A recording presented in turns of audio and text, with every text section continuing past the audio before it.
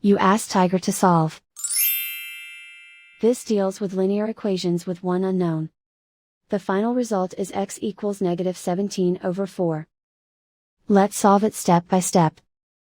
Group all constants on the right side of the equation. Subtract 31/2 from both sides. Combine the fractions. Combine the numerators. Reduce the zero numerator. Simplify the arithmetic.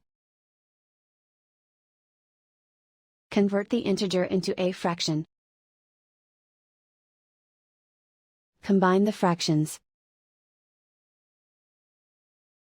Combine the numerators. Isolate the x. Divide both sides by 2. Simplify the fraction. Simplify the arithmetic.